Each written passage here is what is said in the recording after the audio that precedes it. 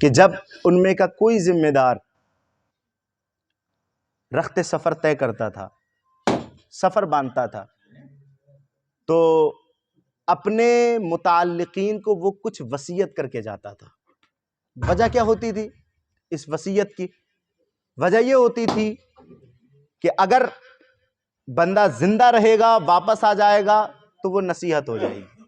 توجہ چاہوں، زندہ رہے گا، واپس آ جائے گا تو نصیحت ہو جائے گی، لیکن اگر اسی سفر میں اس کا انتقال ہو گیا تو اپنے ماننے والوں کے لیے وہ وصیت ہو جائے گی۔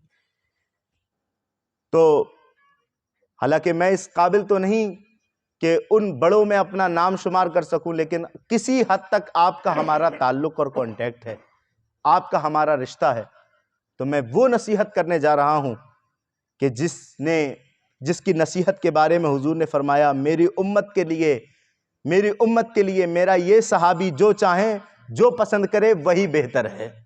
یعنی میری مراد حضرت عبداللہ بن مسعود رضی اللہ تعالیٰ عنہ ہیں۔ یہ وہ خوش قسمت صحابی ہیں جن کے بارے میں حضور نے ارشاد فرمایا میری امت کے لیے عبداللہ بن مسعود جو پسند کریں میں بھی وہی پسند کرتا ہوں۔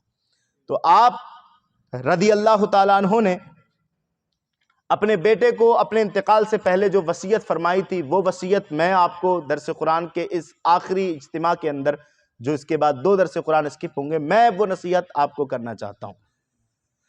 آپ نے فرمایا اپنے بیٹے عبد الرحمن سے کہ میں تمہیں 5 چیزوں کی وصیت، انہیں دھیان سے سنو اور یاد کر لو۔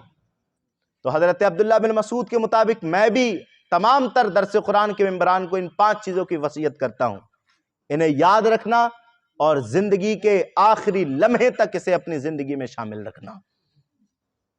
پہلا، لوگوں کے پاس جو مال و دولت ہے اس سے کوئی امید مت رکھو، لالچ مت کرو کہ یہ مال اس کے پاس ہے تو مجھے مل جائے۔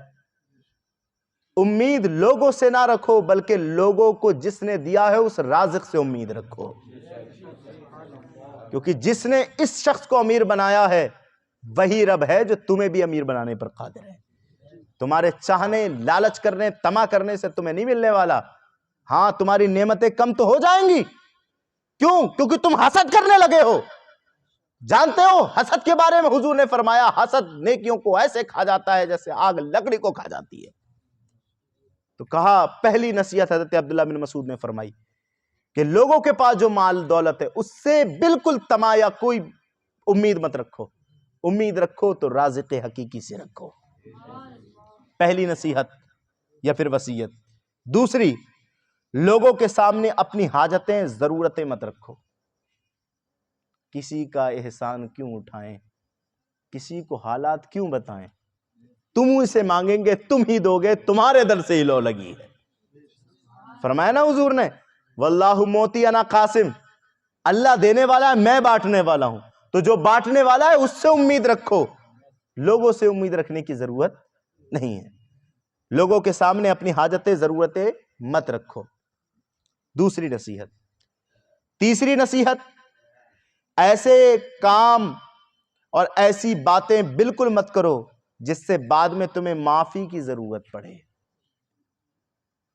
اسی لیے حضور شیخ سعدی، میرے پاس کتاب نہیں تو میں آپ کو دکھاتا، آپ نے فرمایا کہ جب بھی بولو بہت سوچ کر بولو، کیونکہ یہ جو تمہارے دانتوں کے درمیان ہے یہی وہ چیز ہے جو تمہیں عزت بھی دے سکتی ہے اور تمہیں بے عزت بھی کر سکتی ہے۔ زبان ہی کے ذریعے یہ جو بڑے اولونسر حضرات ہیں، علماء اکرام، حضرت مفتی سلمان اظہری صاحب، مفتی حماد صاحب، یہ کیوں مشہور ہیں بتاؤ؟ اپنی زبان ہی کی وجہ سے تو ہیں۔ لوگ ان کے کیوں فالوور ہیں، انہیں کیوں چاہتے ہیں؟ کیونکہ ان کی زبان بھی ہے اور زبان پر رسول اللہ کا کلام بھی ہے۔ تو اسی زبان کی حفاظت کرو۔ اس سے وہ لوگ نصیحت پکڑے جو بات بات پہ ان کی عادتیں بن چکی ہیں، گالیاں دینا عادت میں شامل ہو گیا ہے۔ ایک شخص سے میں نے ٹوکا، میں نے کہا بھائی یار آپ گالی بہت دیتے، حضرت قطعی بلا قصد نکل جاتی ہے منہ سے، چاہتا بھی نہیں ہو، اتنی عادت پڑ چکی ہے کہ نکل ہی جاتی ہے، بعد میں افسوس کرتا۔ اتنا روا بھی مت کرو، بالکل ختم کرو۔ حضور صلی اللہ علیہ وسلم نے حدیث پاک مجھے یاد نہیں رہ رہی، میں مفہوم بتا رہا ہوں اس کا۔ حضور نے فرمایا 3 لوگ ہم میں سے نہیں ہیں، 3 لوگ ہم میں سے نہیں۔ کون کون سے؟ فرمایا وہ شخص تین میں سے ایک شخص کہ جب اس سے بات کی جائے تو وہ گالی پر اتر آئے، یا غالباً اس طرح کے الفاظ ہے کہ جب جھگڑے کرے تو گالیاں دے، جب کسی سے جھگڑا کرے تو گالیاں دے. کہا حضور نے فرمایا مجھ میں سے نہیں، مشکوٰۃ شریف کی حدیث ہے. تو ایسی باتیں ہرگز، پہلے سوچو. استاد محترم جماعت ادادیہ میں جب پڑھتا تھا لکھنؤ کے اندر، حضور فرماتے تھے کہ پہلے سوچو پھر تولو بعد میں بولو. یہ سوچو کہ یہاں پر بولنا کیا ہے، پھر بات کو تولو کہ یہاں بولنا مناسب ہے کہ نہیں ہے، یہاں میری ضرورت ہے کہ نہیں ہے بولنے کی، اور جب لگے کہ ہاں میرے بولنے کی ضرورت ہے پھر بولو. اسی لیے تو انہوں نے فرمایا سکوت سلامت، خاموشی بہتر ہے، کیونکہ تا مرد سخن نہ گفتہ باشد، عیب و ہنرش نہ ہفتہ باشد. جب تک آدمی بولائے گا نہیں اس کے عیب بھی چھپے رہیں گے، ہنر بھی چھپے رہیں گے. تو یہ تیسری نصیحت ہے، ایسے کام اور ایسی باتیں بالکل مت کرو جس سے بعد میں تمہیں معافی کی ضرورت پڑے. چوتھی، جہاں تک تم سے ہو سکے آنے والے ہر دن میں گزرے دن سے افضل اور بہتر کام کرو. تمہارا ہر آنے والا دن تمہیں موت سے قریب کر رہا ہے. کیا سمجھتے ہو تم زندہ رہو گے؟ طول عمل بالکل مت کرو، لمبی امیدیں مت پالو. بنی اسرائیل میں ایک شخص تھا، اللہ کے رسول نے بتا دیا کہ تو 1000 سال جیے گا، لیکن لمبی امیدیں پالنی. اس نے کہا ابھی تو 1000 سال اور پورا سرٹیفکیٹ مل چکا ہے 1000 سال جیوں گا. کہا پوری آدھی زندگی میں گناہ کرتا ہوں، بعد میں توبہ کروں گا. آدھی زندگی توبہ کر کے خوب اچھے کام کر لوں گا، جنت چلا جاؤں گا. آدھی زندگی گزار لی، لیکن اب تو گناہ کی لت لگ چکی تھی نا. ایک زائد نصیحت میری طرف سے اور لے جاؤ، کبھی بھی کسی گناہ کی لت مت لگانا، عادت. کیونکہ جب بندہ کسی گناہ کی لت لگا لیتا ہے کتنا بھی چاہے اسے چھوڑا نہیں سکتا، مشکل ہو جاتا ہے. عادت سے بچنا، گناہ کی لت سے بچنا. تو آدھی زندگی جب گزر گئی یاد آیا ارے توبہ کرنا تھا، زمین نے جھنجھوڑا، کہا رہے ابھی تو بہت باقی ہے.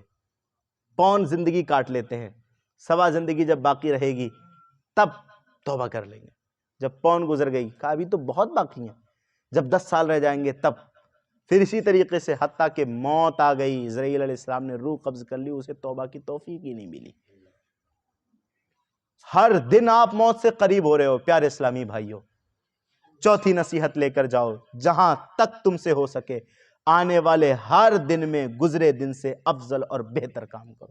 اپنی زندگی کا شیڈیول بناؤ، مراقبہ کرو. تمہیں پتا ہے اللہ والے کیسے بنتے ہیں؟ جب وہ زندگی گزار کر عشاء کی نماز پڑھ کر جب سونے کو بستر پر بیٹھتے ہیں تو آنکھیں بند کر کے سوچتے ہیں آج دن میں کیا ہے. جو کیا ہے، اگر کچھ خامیاں رہ جاتی تھیں تو وہ بیٹھ کر پہلے مصلی پر استغفار کرتے تھے، بعد میں سویا کرتے تھے. پہلے معافی طلب کیا کرتے تھے، مراقبے کیا کرتے تھے. سوچو، شیڈیول بناؤ اپنی زندگی کا، ہم نے کیا کیا ہے، اور جو کیا ہو غلط اس سے توبہ کرو، آئندہ وعدہ کرو کہ اب وہ نہیں کریں گے. پانچویں اور آخری وصیت یا نصیحت، جب تم نماز پڑھنے کھڑے ہو تو اس خوف اور اس تصور سے پڑھو گویا یہ تمہاری آخری نماز ہے. تمہیں نماز دوبارہ پڑھنے کا موقع ملے یا نہ ملے، اس نیت سے پڑھو گے تو انشاءاللہ وہ تمہاری جو سمجھ کے پڑھ رہے ہو نا آخری نماز ہے، کبھی آخری نہیں ہوگی انشاءاللہ. پھر نماز کے پابند بن جاؤ گے. یہ میری 5 نصیحتیں حضرت عبداللہ بن مسعود کے حوالے سے تھیں، آپ یاد رکھیے گا، کیونکہ یہ وہ صحابی کی وصیت ہے اور نصیحت ہے کہ جس کے تعلق سے میرے حضور نے فرمایا میرا عبداللہ بن مسعود جس کام کو پسند کرے میں بھی وہی پسند کیا کرتا ہوں. تو اللہ رب العزت اس درس قرآن کو اپنی بارگاہ میں قبول